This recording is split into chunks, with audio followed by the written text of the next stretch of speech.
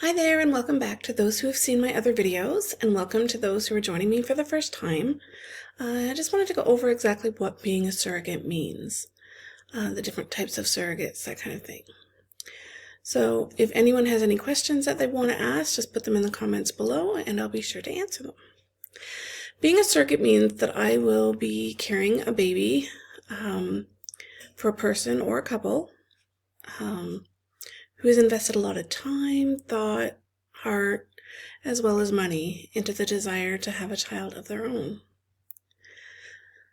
So there's many reasons why someone can't carry a child of their own. There's various medical reasons, including cancer and HIV. Age and genetic diseases, having had a number of failed pregnancies ending in miscarriage or stillbirth, or they could be a same-sex couple. This is the route that I have chosen. As someone who's part of the LGBTQ community, I want to support those who would make great parents but just can't for obvious reasons. There are two types of surrogates. There are traditional and gestational.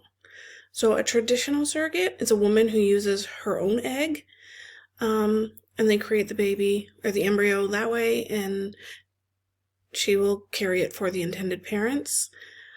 She kind of donates her egg, and they use the sperm of the intended father or a sperm donor, depending on their circumstances and situation. And that child will biologically be hers. The gestational surrogate is more common these days. And at this type, there's an egg donor as well as sperm, usually from the intended father, and they're medically and magically put together in a lab to create an embryo.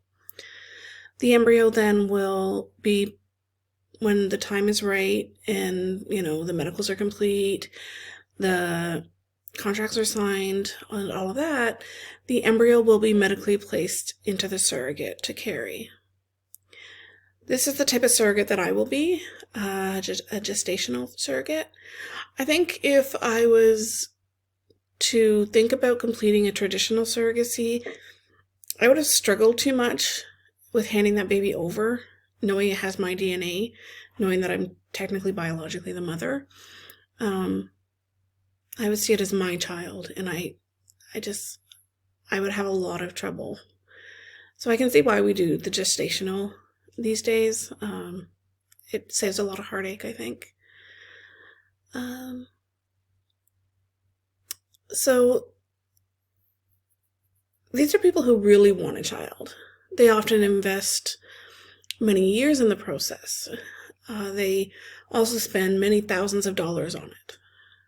I can't imagine how difficult it must be waiting and hoping for that wonderful person to come along and sacrifice between about 1.5 to 2 years of their life to create the relationship and then the embryo and the baby. So we all know that pregnancy, labor, and delivery are not a walk in the park, but it's always worth it for that end result of a wonderful child to be able to call your own. There are some guidelines that are in place to make sure that things will be able to move ahead smoothly, and just to make sure that the person is going to be a good fit to be a surrogate. So you both need to be healthy physically and mentally. You need to have already, birthed and raised one child of your own. Be between the ages of 21 and 45. Not be a smoker or drug user, which makes sense because it gets into that little baby and that's not good. And it affects the pregnancy as well as the health of the fetus, potentially. And to not be too overweight. And I say it like this because we all know that having a child is different for everyone and can affect our bodies differently. For example, I have never eaten healthier in my life than when I had my daughter and was pregnant with my daughter, yet I still gained over 55 pounds, which is a lot. It was a lot.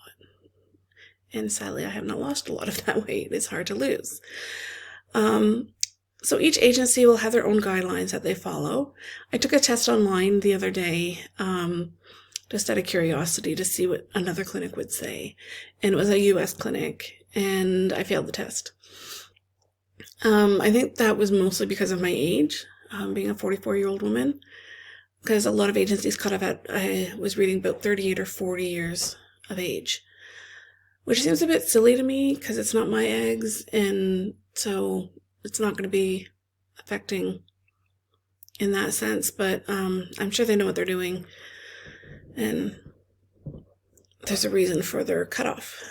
So it's important to have someone who will be successful as possible, as this costs a lot, both emotionally and financially. I hope that this has explained what surrogacy is. If you have any questions or comments, feel free to drop them in the comment section below. To continue to follow my journey as a Canadian who is going through the surrogacy process, hit the bell, and when I upload new content, you will be notified. I hope that you are all blessed, and until next time, take care.